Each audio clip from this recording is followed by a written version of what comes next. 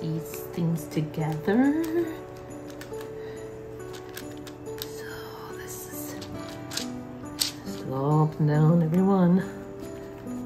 Pinch, pinch, pinch, pinch, pinch.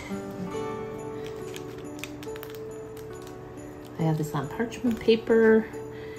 I would not bake anything on aluminum, even though these are aluminum pans. I don't bake directly on them. They're bad for you. Not that Pillsbury dough is good for you. You could use phyllo dough, but make sure these are all together. So this is one of the first steps in making this yummy dessert. And we will proceed with the next thing. Voila! Here is my brie. I'm going to take this, and I've already made this once, and I only used 1/4 of it. This is quite a large size. You can get them in a smaller size. And I'm going to take, so you can see how much we used on the first set. So this one I'm going to do a little different, and I'm going to cut it into chunks. So I'll show you that. So here we are. I'm going to use just a teeny bit more cheese this time. If you don't like the taste of the outer part of the brie, you can take it off, but we actually like it when it's warmed up and it doesn't bother us. But if I was to eat it like this, I sometimes take a little bit of this off. So anyhow, maybe some people think that's kind of sacrilegious. But anyway, so I'm going to take this cheese, and this time, before I put it whole, I took the whole thing and I put it in half of the sheet, and then I folded it over. But this time I'm going to slice the cheese and evenly distributed it, because the last time we had like areas that didn't have any cheese or yummy stuff. What is it called? Apples that I'm making with it.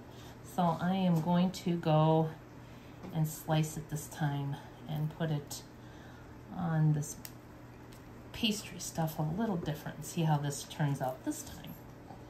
So cut, cut, cut. Place it on here.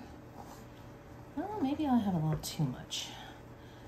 I think I'm going to cut this one into a little side. I've got my dog over here begging for cheese.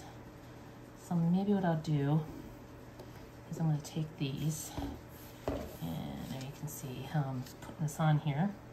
And I'm going to put some of the cheese that's a little thinner in the middle and give that a little more thickness there. And we'll put this one here. There. So that's how that is. And eventually I will put the apples on top, and I'm going to fold this over. So let me get those apples going all the way, and I'll show you how it looks. Okay, I usually don't use nonstick pans. I usually cast iron, but this I'm going to make like with a little bit of sauce. So I have 2½ tablespoons of butter. I have about 4 apples chopped up into little chunks, and put a little salt in there already. And now I'm going to add, this is a little bit of pumpkin spice. You can use whatever spice you like, but I like pumpkin spice the best. So anyhow, this is my pumpkin spice. And I'm going to saute these until they are just starting to get soft, but still have a little bit of bite to them. So I'll get with that. It's been a while since I've been showing you anything in my yard. There's not much to show. It's cold. Things are freezing. We had a little thaw out. Now we're going to be freezing again soon. It's picking up leaves and things like that. My garage has been staying around 50 degrees where my fig trees are. If you haven't seen my fig tree migration, you can go back in my videos and search for that and take a peek how I squeezed them all in there. So I'm going to saute these until they are soft, like I said, but with a little bit of bite. You can add more butter if you think you need more butter. I'm just going to wait and see how this proceeds. And then when this gets a little bit softer, I'll add some sugar to it to sweeten it.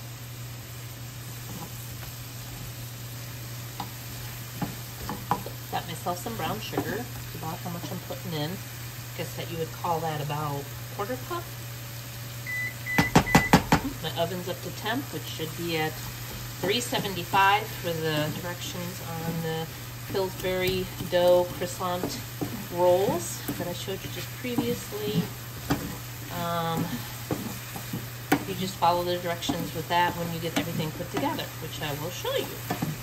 But there's my apples. They're getting yummy. So you can add, like I say, whatever you'd like to this to make it a little better.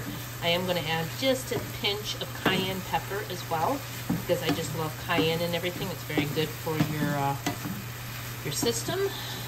Cayenne is an herb that feels like it's burning you, but it actually will heal.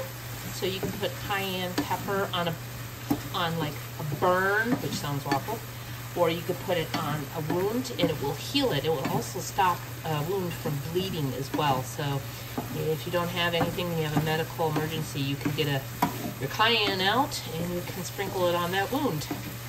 I did it once for my husband when he accidentally fell and he landed on a screwdriver and it went right here into his thumb. And we put that on there, and we do like to have things bleed out because that's one way of your body cleaning, but you don't want it to bleed forever. But you can go ahead and then put the cayenne in there. But anyhow, that's something you can look into more. It's kind of a cool thing, all the natural things that are out there in the world. So I'm going to cook these a little bit longer. I'm going to turn it down just a little so I don't burn anything. Okay, so the first time I made this, I did, like I said, I had like a quarter of the round on here. And this time I sliced them to try to get more of the cheese in the corners. And now here are my apples. And I'm going to try to put my apples towards the center until I get it folded over. You can use as much as you want. I also thought pears might be really delicious this way. There's a lot of nice juice. Hopefully, if it doesn't seep out, it looks really pretty if it doesn't. Oh, I think I did a little too many apples this time. Maybe I'll put them over here because it really tasted good with the apples. I think I made too many. Last time I didn't have enough. This time I think I got a mountain of them. Well, I don't know. I'm trying to think. I think that might be too many. I'm going to take a few off. Okay, so in the background you have my husband vacuuming. I think I overdid it this time, but then you just take your Pillsbury dough, if I can get it to unstick, from the parchment paper, and you flip it over. Get this off. And you just flip it over, and you try to seal it again if it doesn't. And I got definitely, I think, a little too much sauce in my dough here. So I am trying to fix this, but oh well. It's gonna go in the stomach and the stomach don't care. I think next time I have to do less. Before I did too little, now I think I did too much. But yeah, I'm gonna pop this in the oven and the directions on the little package you would follow. And it says $3.75 for, I think it was 20 minutes. No, 12 minutes or until golden brown. So here we go, put in the oven. Okie dokie. Oh, yummy, yummy. Oh, does that look good? Looks good if he's a tummy. Now I gotta go get it out. Put that down there. Looky there. Doesn't that look yummy? It's so yum, yum. Oh, yum, yum, yum. Look at it. Oof. So nice. So you can close this. Maybe you can even do a different pattern if you want it on top. Or you can use phyllo dough. But leave in the comments what you would think you'd like to put inside of yours. This is very tasty. I'll show you what it looks like inside. Okay, I'm going to cut this right in half. Probably should have a spatula. So, another half. Just me and my husband are gonna eat this, but oh, I think this would make a great addition to a party. And I really do like phyllo dough better. So, here we go. Ooh, oops. I think maybe I need to get a spatula. Let's see here. Well, this one I got. Got one handy. Let me move the knife to the side.